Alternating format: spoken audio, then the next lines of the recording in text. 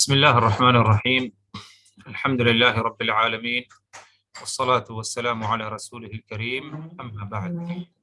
اللہ تبارک و تعالی پر حمد و ثنا اور اس کے نبی کریم صلی اللہ علیہ وسلم پر بے شمار بے حد بے عدد درود السلام کے بعد آج کی ہماری یہ ملاقات دوسری ملاقات ہے کتاب التوحید کو لے کر کے۔ کتاب التوحید، اس کتاب کا ایک مختصر تعارف گزشتہ ملاقات میں کیا گیا تھا، مختصر تعارف رکھا گیا تھا، اور اسی طرح کتاب کے جو مؤلف ہیں یا جنہوں نے کتاب کو ترتیب دی ہے، شیخ الاسلام محمد ابن عبد الوہاب التمیمی رحمہ اللہ، ان سے بھی متعلق جو ہے کچھ بطور تعارف کچھ باتیں رکھی گئی تھی۔ اس کتاب کی کیا اہمیت ہے، کیا خصوصیت ہے، کیا کچھ اس کتاب کی خوبی ہے، اور اس کتاب کا موضوع کیا ہے، کتاب کا ٹاپک کیا ہے، اس سلسلے میں بھی کیا ہے، چند اہم باتیں کیا ہیں آپ حضرات کے سامنے کیا ہے رکھی گئی تھی۔ آج کی اس ملاقات میں ہماری گفتگو جس موضوع پر ہوگی وہ اس کتاب کا جو پہلا درس یا پہلا چیپٹر ہے۔ مؤلف رحمہ اللہ نے اس کتاب کی ابتدا، شیخ الاسلام محمد ابن عبد الوہاب التمیمی رحمہ اللہ نے اس کتاب کی ابتدا بسم اللہ الرحمن الرحیم سے کی ہے۔ اگر اس کتاب کو ہم اٹھا کر کے دیکھیں، جو مختلف اس کے جو نسخے ہیں عربی زبان میں، اور اس کتاب کا جو ترجمہ ہوا ہے، تو کتاب کی ابتدا بسم اللہ الرحمن الرحیم سے ہوئی ہے، کیونکہ وہ نسخہ خود شیخ الاسلام کے ہاتھ کا لکھا گیا ہے، ان کے ہاتھ کی تحریر ہے، اس نسخے میں کیا ہے یہی پایا جاتا ہے کہ کتاب کی ابتدا، شروعات، کتاب کا آغاز انہوں نے بسم اللہ الرحمن الرحیم سے کیا۔ اور یہ اگر دیکھا جائے ایک اہم عمل، ایک اہم بات ہے کہ اگر کوئی شخص کتاب کی تصنیف، کتاب کو جو ترتیب دے رہا ہے، اور اس کی ابتدا کیا ہے بسم اللہ الرحمن الرحیم سے کرے، کیونکہ اس میں بسم اللہ سے شروع کرنا قرآن مجید پر عمل کرنا ہوگا، کیونکہ قرآن کو اگر ہم کھولیں تو قرآن کی ابتدا بھی کس سے ہے؟ بسم اللہ الرحمن الرحیم سے ہے۔ تو اس میں قرآن پر عمل کا ایک حصہ پایا جائے گا کہ اگر ہم نے کسی کتاب کو بسم اللہ الرحمن الرحیم سے شروع کیا، گویا کہ ہم نے کتاب اللہ، جو اللہ کی کتاب ہے، اس کی ہم نے کیا ہے اقتدا کی، اور اس پر عمل کرتے ہوئے ہم نے کیا ہے اپنی کتاب کو بھی بسم اللہ الرحمن الرحیم سے شروع کیا۔ اور اسی طرح رسول اللہ صلی اللہ علیہ وسلم کا بھی یہی معمول رہا کہ جب آپ صلی اللہ علیہ وسلم مختلف جو مراسلات آپ صلی اللہ علیہ وسلم کی طرف سے پائے جاتے ہیں، بعض یعنی غیر مسلم بادشاہوں کی طرف آپ صلی اللہ علیہ وسلم نے جو پیغام بھیجا، تو اس کی ابتدا کیا ہے بسملہ ہی سے کیا ہے ہوا کرتی تھی۔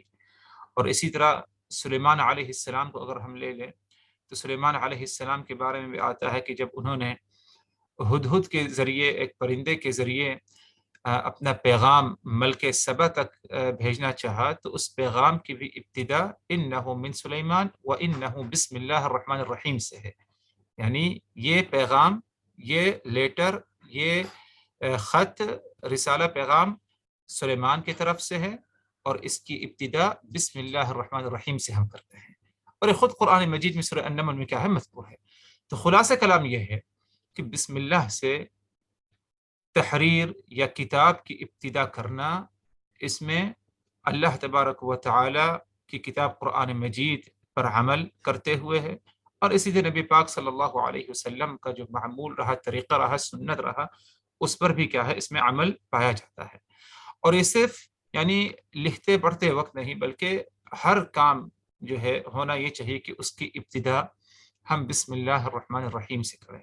ہر اچھا کام، جائز کام، مباح کام ہم بسم اللہ الرحمن الرحیم سے کریں، کیونکہ بسم اللہ سے اگر کسی کام کی ابتدا کی گئی تو اس کام میں اور اس عمل میں کیا ہے اللہ تبارک و تعالیٰ کی طرف سے کیا ہے برکت رکھ دی جاتی ہے۔ کیونکہ معنی کیا ہے بسم اللہ کا؟ بسم اللہ کا معنی یہ ہے کہ میں اللہ کا نام لے کر کے شروع کرتا ہوں، جو کہ بہت ہی زیادہ رحمان ہے اور رحیم ہے۔ نام لے کر کے اگر کوئی شروع کر رہا ہے کسی کام کو، کسی اچھے کام کو، چاہے وہ امتحان دے رہا ہے یا کچھ لکھ رہا ہے یا کسی کام کی گاڑی اسٹارٹ کر رہا ہے، مثال کے طور پر ایک مثال لے لیجئے، بسم اللہ کر کے اگر کسی کام کی ابتدا کر رہا ہے تو یقیناً اس عمل میں کیا ہے، اس کی برکت سے کیا ہے، خیر و بھلائی کیا ہے، پائی جائے گی۔ اسی لیے بعض روایات آتی ہیں، اگرچہ ان روایات میں کلام ہے، لیکن بعض اہل علم جو ہے ان روایات کے مفہوم کو صحیح قرار دیا ہے، اور وہ یہ کہ جس کام کی ابتدا بسم اللہ الرحمن الرحیم سے نہ کیا جائے فہو اقطع، تو وہ کام مقطوع ہے، یعنی برکت سے کیا ہے، وہ کام کیا ہے، خالی رہ جائے گا۔ تو یہ ایک اہم سبق اور ایک اہم بات ہمیں معلوم ہو رہی ہے، یعنی اس کتاب کی ابتدا ہی سے، کہ جب مؤلف رحمہ اللہ نے بسم اللہ الرحمن الرحیم سے کتاب کی ابتدا کی، تو اس میں کیا ہے، اللہ تبارک و تعالیٰ کی کتاب قرآن مجید پر عمل، اور اسی طرح نبی پاک صلی اللہ علیہ وسلم کے طور طریقے کو کیا ہے، اپناتے ہوئے بسم اللہ کے ذریعے کیا ہے، اس کتاب کی کیا ہے، ابتدا ہوئی۔ بسم اللہ کے بعد مؤلف رحمہ اللہ نے کہا کتاب التوحید، ڈائریکٹ کہا کہ کتاب التوحید۔ کتاب التوحید کا جب ذکر کیا تو اس سے مراد یہ ہے کہ اس کے بعد جو کچھ باتیں آئیں گی یا جو کچھ نصوص پائے جائیں گے، قرآنی آیات اور نبی پاک صلی اللہ علیہ وسلم کی احادیث، ان کے ذریعے بتانا مقصد یہ ہے کہ توحید کی اہمیت اور اسی طرح شرک کتنا خطرناک اور کتنا برا گناہ ہے، کتنا زیادہ مذموم عمل ہے، اس کے بارے میں کیا ہے، بتانا مقصد ہے۔ تو پہلا جو موضوع ہے اس کتاب میں بسم اللہ کے بعد وہ یہی کہ توحید کی اہمیت، توحید کی عظمت، توحید کا کیا مقام و مرتبہ ہے، اور اسی طرح شرک کی مذمت اور شرک سے لوگوں کو آگاہ کیا جائے، یہ بتانا کیا ہے، مقصد ہے۔ اسی لیے پہلے موضوع میں، کتاب کی ابتدا میں جو پہلا موضوع، پہلا درس ہے، اس میں اگر ہم غور کریں تو تقریباً جو ہے 5 قرآنی آیات ہیں، اور اسی طرح ایک عبداللہ ابن مسعود رضی اللہ عنہ کا قول ہے، اور اس کے بعد کیا ہے، مؤلف رحمہ اللہ نے صحیحین سے، یعنی بخاری اور مسلم کی ایک اہم روایت نقل کی ہے۔ ان نصوص پر اگر ہم غور کریں، تو ہمیں توحید کی اہمیت، توحید کی عظمت، توحید کا کیا مقام و مرتبہ ہے وہ معلوم ہوگا، اور اسی طرح شرک کی کیا مذمت ہے اور شرک کتنا سنگین گناہ اور جرم ہے، اس کے بارے میں بھی ہمیں کیا ہے، معلوم پڑے گا۔ اسی لیے میں 5 باتیں آپ حضرات کے سامنے رکھتا ہوں ابتدا ہی میں، اور ان 5 باتوں کو لے کر ہم غور کریں آگے جو قرآنی آیات اور احادیث نبویہ کا ذکر ہو رہا ہے۔ شرک کی اہمیت کے بارے میں اگر کوئی ہم سے پوچھے کہ شرک کی کیا اہمیت ہے، تو 5 اہم باتوں کا ذکر کرنا بے حد کیا ہے، ضروری ہے۔ نمبر 1، توحید کی اہمیت، شرک کی اہمیت نہیں، توحید کی اہمیت کے بارے میں اگر کوئی پوچھے ہم سے کہ توحید کی کیا اہمیت ہے، توحید کا کیا مقام و مرتبہ ہے، یا کوئی ایسا کہے کہ کیا بار بار توحید لگائے رہتے ہو، اور بھی دوسرے بہت سارے مسئلے مسائل ہیں، جیسے کہ بعض لوگوں کو یہ اعتراض ہوتا ہے بعض دفعہ اگر کوئی توحید پر زور دے اور توحید کی طرف لوگوں کو دعوت دے اور توحید کے تقاضوں کو پورا کرنے کو لوگوں کو کہے، تو بعض لوگ اس بات کا اعتراض کرتے ہیں کہ بار بار توحید کی ضرورت نہیں، اتنا زیادہ اس پر زور لگا لی کہ اور بھی دوسرے مسئلے مسائل ان کا ذکر کیا جائے۔ یہ سراسر کیا ہے، غلط بات ہے، بے بنیاد بات ہے۔ توحید کی بہت ہی زیادہ اہمیت اور بہت ہی اونچا مقام و مرتبہ ہے۔ توحید کی اہمیت جب بھی ہمیں بیان کرنا ہو تو ان 5 باتوں کو ضرور بیان کریں۔ پہلی بات کہ توحید ہی کے لیے اللہ تبارک و تعالی نے جنات اور انسانوں کو پیدا فرمایا، یعنی توحید پوری ہو، توحید کے تقاضوں کو پورا کیا جائے اس دنیا میں، اس کائنات میں، اسی مقصد کے لیے اللہ تبارک و تعالی نے انسانوں کو اور جناتوں کو کیا ہے، پیدا فرمایا۔ کوئی اور دوسرا مقصد ہے ہی نہیں۔ اس بات کو اچھی طرح ہم سمجھ لیں کہ اللہ تبارک و تعالی نے ہمیں اسی مقصد کے لیے، ہم کو بھی جناتوں کو بھی اللہ تبارک و تعالی نے اسی مقصد کے لیے پیدا فرمایا، اس دنیا میں دنیاوی زندگی اس لیے نصیب کی تاکہ ہم اللہ تبارک و تعالی کے توحید کو کیا ہے اپنائیں، اللہ کو وحدہ لا شریک سمجھے. یہ توحید کی اہمیت ہے. دوسری بات وہ یہ کہ اللہ تبارک و تعالی نے ایک بڑی تعداد میں رسول اور پیغمبروں کو اس دنیا میں بھیجا. کتنی تعداد ہے اگر حقیقت میں دیکھا جائے تو اس کی گنتی ہمیں یقینی طور پر نہیں معلوم. قرآن مجید میں ان کا ذکر ہے 24-25 کا ذکر ہے تقریباً، اور اسی طرح باقی اور دیگر انبیاء کرام رسول پیغمبر ہیں جن کا ذکر ہمیں سنت نبی میں مل سکتا ہے. اس کے علاوہ بھی بہت سارے انبیاء ایسے ہیں جن کے نام کے بارے میں ہمیں نہیں معلوم اور نہ ہی اللہ تبارک و تعالی نے ہمیں کیا ہے بتایا ہے. اسی لیے اللہ نے قرآن مجید میں یہ بھی بتایا ہے کہ بعض رسول پیغمبر ایسے ہیں جن کا نام، جن کا ذکر، قصہ، ان کے معاملات کے بارے میں ہم نے تمہیں بتا دیا، اور بعض انبیاء کرام رسول پیغمبر ایسے ہیں جن کے بارے میں ہم نے تمہیں نہیں بتایا. تو کہنا ادھر یہ ہے کہ جتنے انبیاء کرام اور جتنے رسول پیغمبر اس دنیا میں اللہ تبارک و تعالی نے بھیجا، جن کے بارے میں ہم جانتے ہیں اور جن کے بارے میں ہمیں نہیں بتایا گیا، تمام رسول اور پیغمبروں کو صرف اور صرف توحید ہی کے لیے کیا ہے بھیجا گیا کہ تم جاؤ توحید کا پیغام لوگوں تک پہنچاؤ کہ ایک اللہ کی عبادت کریں، توحید کے تقاضوں کو پورا کریں، شرک سے کیا ہے اجتناب کریں. تو یہ دوسری اہمیت ہے توحید کی. ایک تیسری بات توحید کی اہمیت کے لیے جو ہمیشہ ہمارے ذہنوں میں رہے، اور اگر کوئی ہم سے پوچھے توحید کی اہمیت کیا مقام و مرتبہ ہے، یا کوئی اعتراض کرے توحید کے معاملات کو لے کر کے یا اس کو کم اہمیت دے، تو ایک تیسری بات بھی ہمیں جو بتانی ضروری ہے وہ یہ کہ توحید تمام واجبات میں، یعنی وہ امور، وہ کام جو اللہ تبارک و تعالی نے ہم پر لازم قرار دیا ہے، واجب قرار دیا ہے، فرض قرار دیا ہے، ان تمام واجبات میں، ان تمام فرائض میں سب سے اہم واجب اور سب سے اعلیٰ درجے کا جو ضروری عمل ہے، فرض ہے، وہ توحید ہے. کوئی اور عمل نہیں ہو سکتا.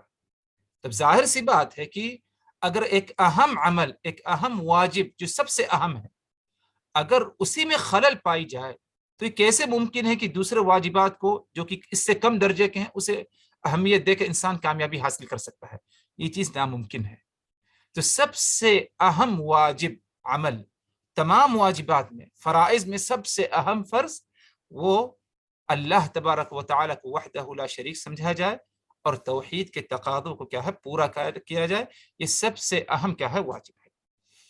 ایک چوتھی بات توحید کی اہمیت کے لیے وہ یہ کہ تمام حرام یا محرمات، جن کاموں کو، جن چیزوں کو اللہ تبارک و تعالی نے ہم پر حرام قرار دیا ہے لوگوں پر تا قیامت تک، ان تمام محرمات میں سب سے عظیم اور سب سے اہم حرام عمل وہی ہے جو توحید کا ضد ہے، اور توحید کا ضد وہ شرک ہے.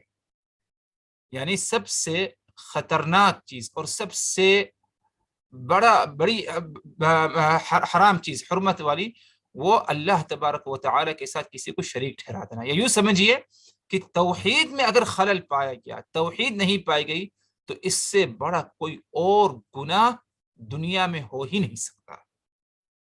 یہاں تک کہ اگر کوئی نماز میں سستی کاہلی کرتا ہے، ماں باپ کا نافرمان ہو جاتا ہے، زنا کرتا ہے نعوذ باللہ، یا سود خوری پر آمادہ ہوتا ہے، یہ سب محرمات ہیں.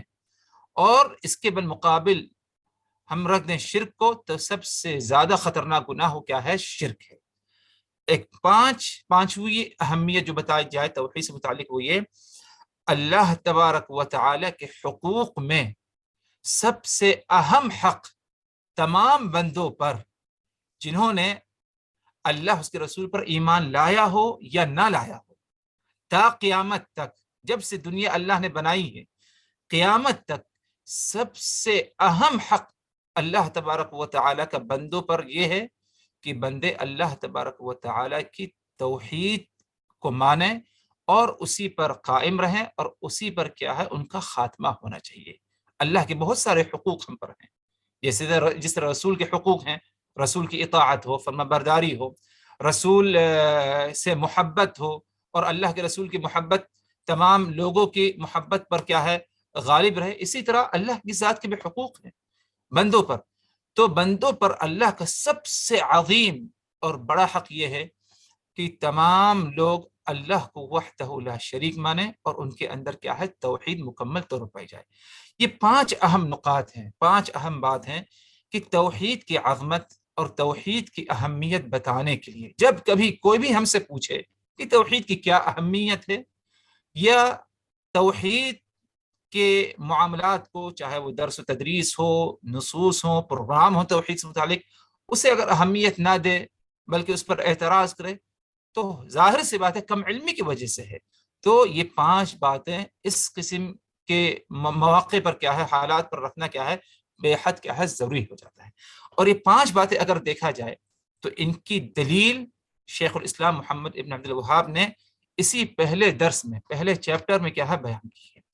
پہلی آیت ہے اللہ تبارک و تعالی کا فرمان، وما خلقت الجن والانس الا ليعبدون، میں نے جناتوں کو، انسانوں کو صرف اور صرف اپنی عبادت کے لیے پیدا کیا ہے۔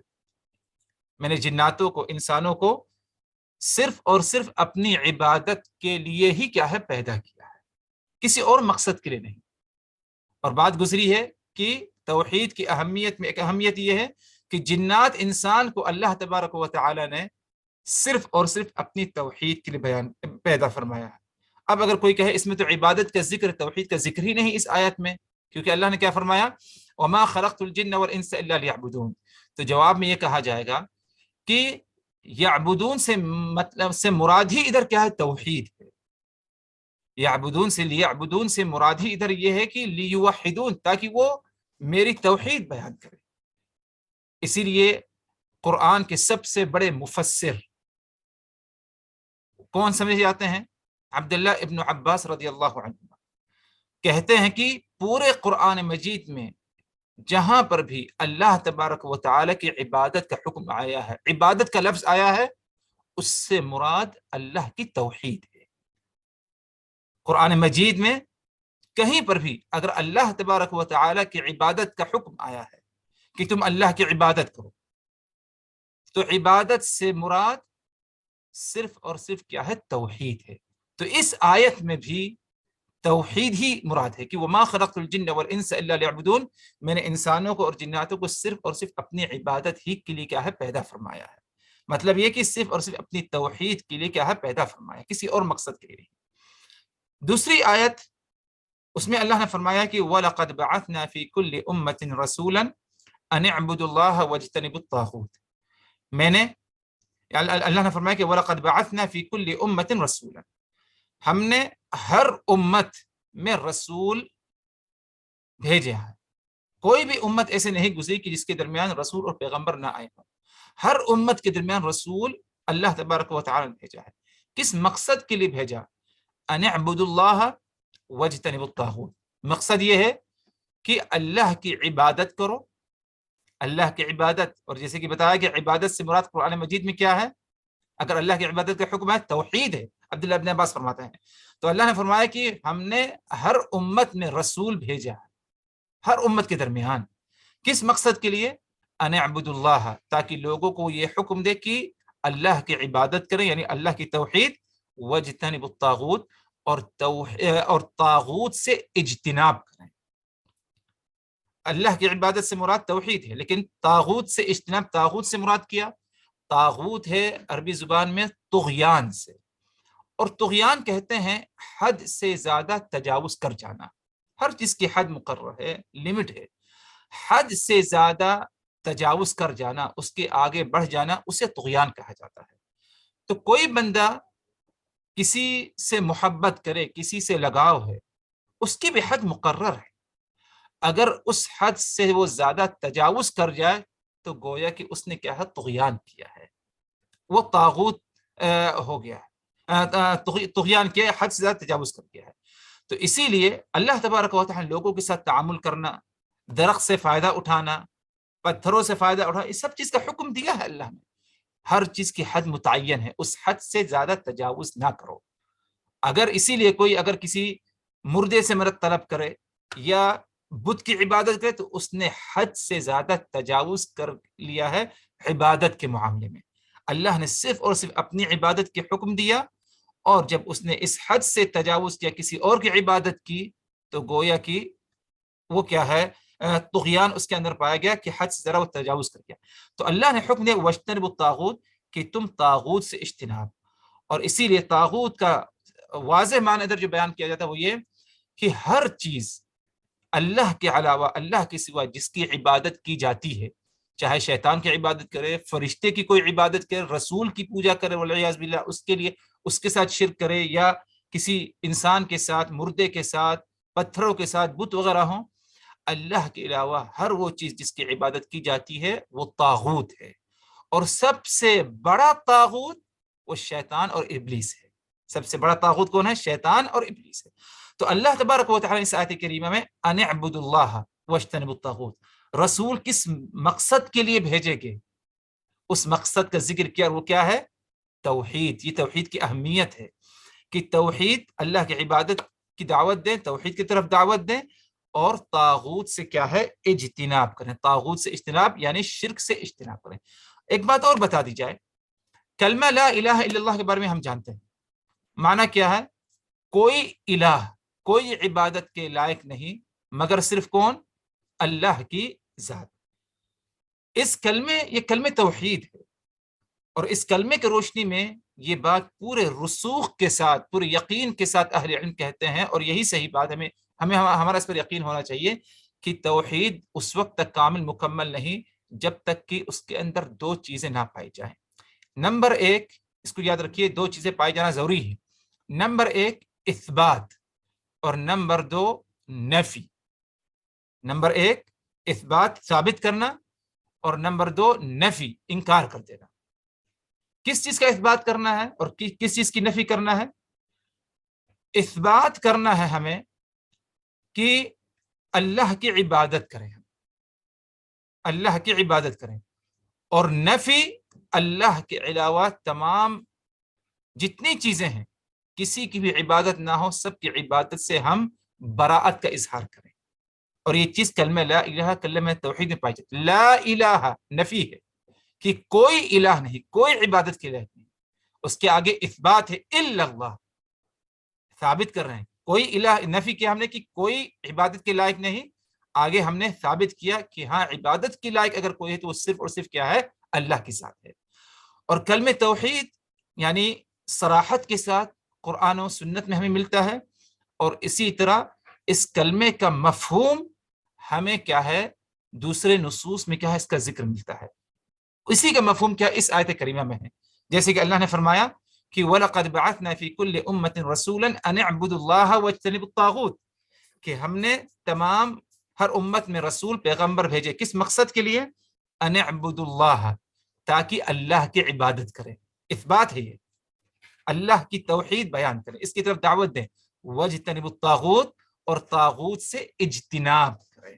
یہ نفی ہو گیا، براءت کا اظہار کریں، غیر اللہ کی عبادت سے براءت کا اظہار کریں. اور غور کریے قرآن کریم کے الفاظ، یعنی قرآن کا عام مفہوم ہم نہ تو سمجھتے ہی ہیں اور بیان کیے جاتے ہیں، لیکن بعض دفعہ بے حد ضروری ہو جاتا ہے الفاظ پر مزید اور غور کرنے کا. اللہ نے کیا فرمایا کہ اجتنبوا الطاغوت، طاغوت سے اجتناب کرو. یہ نہیں کہا کہ تم غیر اللہ کی عبادت نہ کرو، اس کے سامنے نہ جھکو، بلکہ اجتناب یعنی یہ ایک بہت شدید لفظ ہے، واضح لفظ ہے کہ کسی چیز سے دور رہنا اور اس سے پرہیز کرنا. اجتناب، دور ہٹ جاؤ، اس کے بالکل قریب تک نہ بھٹکو. جیسے کہ اللہ نے فرمایا کہ وَلَا تَقْرَبُوا الزِّنَا، تم زنا کے قریب نہ جاؤ. تو اس کا مطلب یہ کہ زنا جرم تو ہے ہی، اور زنا سے پہلے اس سے قریب کوئی ایسی حرکت، کوئی ایسا راستہ نہ ہو جو زنا تک پہنچائے، اس کے قریب تک نہ جاؤ. یہی معاملہ شرک کے ساتھ ہے کہ شرک سے ہم دور رہیں، اس سے مکمل اجتناب کریں. اور اسی طرح کوئی بھی ایسا عمل ہو جو توحید میں خلل ڈال سکتا ہے، شرک تک ہمیں پہنچا سکتا ہے، اس سے بھی ہم کیا ہے دور ہٹیں، اس سے بھی ہم اپنے آپ کو بری کریں۔ تو کہنے کا مطلب ہے کہ اس آیت کریمہ سے ہمیں توحید کی اہمیت یہ معلوم ہو رہی ہے کہ انبیاء کرام، رسول، پیغمبروں کو اللہ تبارک و تعالیٰ نے صرف اور صرف اپنی توحید کے مقصد کے لیے کیا ہے بھیجا تھا۔ آگے ایک اور آیت ہے سورہ بنی اسرائیل کے، اللہ نے فرمایا وَقَضَى رَبُّكَ أَلَّا تَعْبُدُوا إِلَّا إِيَّاهُ بِالْوَالِدَيْنِ إِحْسَانًا۔ ٹائم کتنا باقی ہے اپنے پاس عبدالرحیم بھائی؟ ہے شیخ ابھی 7 منٹ۔ اچھا 7 منٹ ہے، چلیے ٹھیک ہے۔ اللہ تبارک و تعالیٰ نے فرمایا کہ وَاعْبُدُوا اللَّهَ وَقَضَى رَبُّكَ أَلَّا تَعْبُدُوا إِلَّا إِيَّاهُ بِالْوَالِدَيْنِ إِحْسَانًا۔ سورہ بنی اسرائیل کی آیت ہے وَقَضَى رَبُّكَ، تمہارے رب، تمہارے پروردگار نے فیصلہ کر دیا، حکم دیا۔ کس بات کا حکم دیا؟ اللہ تعبدوا الا ایاہ وبالوالدین احسانا، کہ تم کسی کی عبادت نہ کرو۔ یعنی اس آیت پر غور کریے، کلمہ لا الہ الا اللہ جو کلمہ توحید ہے اسی کا مفہوم ہے اس میں۔ اللہ نے حکم دیا، فیصلہ کر دیا کہ تم کسی کی عبادت نہ کرو، نفی ہے، الا ایاہ، اب ادھر اثبات ہے کہ صرف اور صرف اسی کی عبادت کرو، کسی کی عبادت نہ کرو مگر صرف اسی کی عبادت کرو۔ آگے اللہ نے حکم دیا وبالوالدین احسانا، اور اسی طرح اپنے والدین کے ساتھ احسان کرو۔ اس آیت کا یعنی ہر ایک اگر چاہے تو تنہا طور پر مزید اور مطالعہ کر سکتا ہے۔ اس آیت کے آگے کی اور آیات ہیں جن میں اللہ تبارک و تعالی نے اور بھی مزید باتوں کا حکم دیا ہے ہمیں، لیکن جو اصل ہمارا مقصد ہے، موضوع اسی پر ہم رہتے ہیں، وہ یہ کہ اللہ نے حکم دیا تم کسی کی عبادت نہ کرو مگر صرف اللہ کی، اور آگے حکم دیا اس کے بعد وبالوالدین احسان، تم اپنے والدین کے ساتھ احسان کرو۔ یعنی والدین کا ایک عظیم مقام و مرتبہ کون نہیں جانتا۔ یعنی یہی کیا کہا ہمیں اللہ نے فرما دیا کہ جنت ماں کے قدموں پر نیچے ہے، باپ کی ناراضگی اللہ کی ناراضگی، باپ کی خوشی اللہ کو خوش کرنا ہے، اتنا عظیم مقام و مرتبہ ہے۔ لیکن اس پر بھی اللہ تبارک و تعالی نے اپنے حق کو مقدم کیا، توحید کو مقدم کیا۔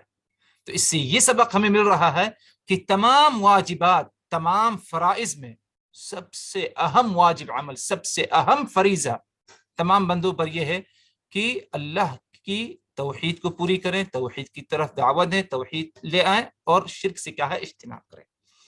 ایک اور آیت ہے اس میں اللہ تبارک و تعالیٰ فرماتے ہیں جسے آیت الحقوق کہا جاتا ہے یا آیت الوصایا بھی کہا جاتا ہے کہ وَاعْبُدُوا اللَّهَ وَلَا تُشْرِكُوا بِهِ شَيْئًا وَبِالْوَالِدَيْنِ احسانا، کہ تم اللہ کی عبادت کرو اور اللہ کے ساتھ تم کسی کو شریک نہ ٹھہراؤ۔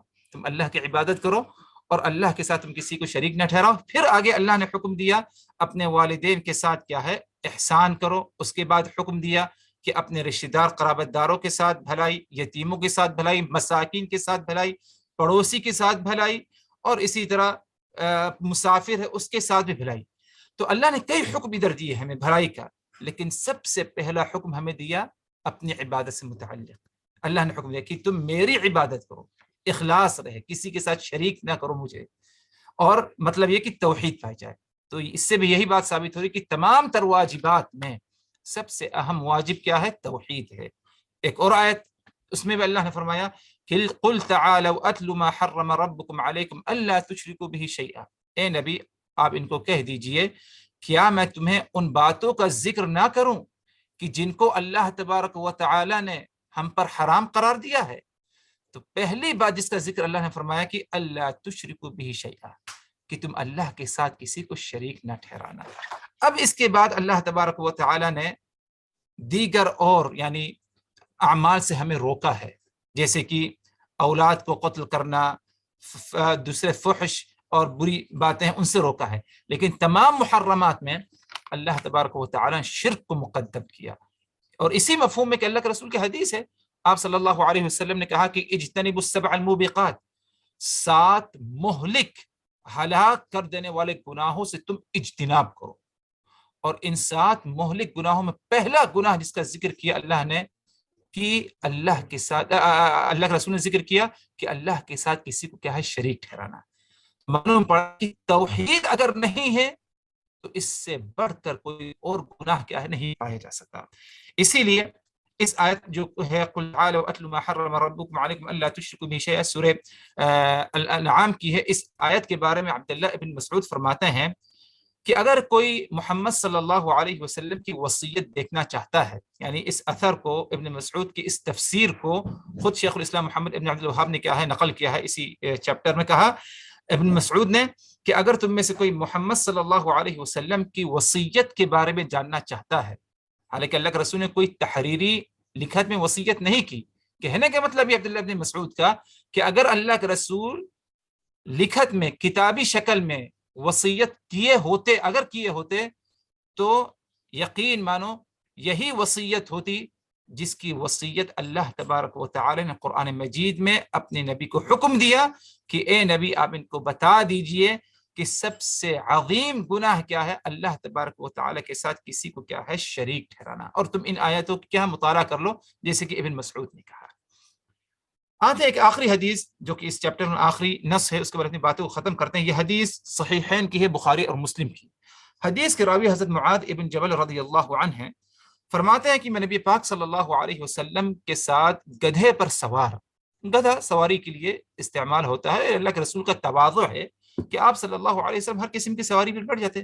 گدھا ایک یعنی کوئی بہت اچھا جانور نہیں سمجھا جاتا اگر اس کا مقارنہ ہم گھوڑے سے یا اونٹ سے کریں اس زمانے میں، لیکن گدھا ہے اس پر بھی آپ صلی اللہ علیہ وسلم سوار ہو جایا کرتے. یہ آپ کا تواضع تھا، آپ اتنے جو ہے یعنی سادے مزاج کے تھے. فرماتے ابن مسعود کہ میں اللہ کے رسول صلی اللہ علیہ معاذ بن جبل کہ میں اللہ کے رسول صلی اللہ علیہ وسلم کے ساتھ گدھے پر تھا، آپ صلی اللہ علیہ سوار تھا. آپ صلی اللہ علیہ وسلم نے کہا کہ اے معاذ، کیا تمہیں معلوم کہ بندوں کا کیا حق اللہ تبارک و تعالی پر ہے، اور کیا تمہیں یہ بات معلوم ہے کہ اللہ تبارک و تعالی کا کیا حق بندوں پر ہے؟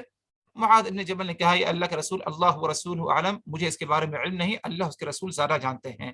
آپ صلی اللہ علیہ وسلم نے کہا کہ حق اللہ علی العباد، کہ اللہ کا حق بندوں پر یہ ہے کہ ان یعبدوہ ولا یشرکوا بہ شیئا، کہ اللہ کی عبادت کریں، اللہ کے ساتھ کسی کو شریک نہ ٹھہرائیں.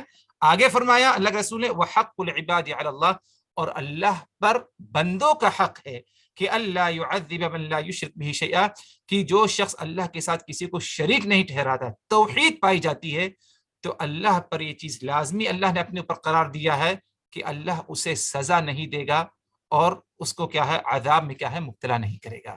تو معاذ بن جبل نے کہا کہ یا رسول اللہ، کیا میں لوگوں کو یہ بشارت نہ دے دوں کہ جس کے اندر توحید ہے اسے عذاب نہیں ہے؟ تو آپ صلی اللہ علیہ وسلم نے کہا کہ نہیں، لوگوں کو یہ بشارت نہ دو تاکہ لوگ نیک عمل کرنے سے پیچھے نہ رہ جائے. ان کو معلوم کہ اللہ توحید ہے تو اللہ کا عذاب نہیں ملے گا، تو کہیں اس چیز کو، خوشخبری کو سن کے وہ کہیں پیچھے نہ رہ جائیں، اس لیے لوگوں کو اس کے بارے میں کیا ہے نہ بتاؤ. لوگوں کے اندر ہمیشہ جذبہ، حوصلہ پایا جانا چاہیے کہ نیک عمل کثرت سے کثرت کریں، برائیوں سے اجتناب کرتے رہیں. تو اس حدیث سے بھی یہ معلوم پڑا کہ توحید کی اہمیت اس نہیے سے بھی ہے کہ اللہ رب العالمین کے حقوق میں سے جو بندوں پر حق ہیں، ان تمام حقوق میں سب سے اہم حق یہ ہے کہ اللہ کو وحدہ لا شریک سمجھا جائے.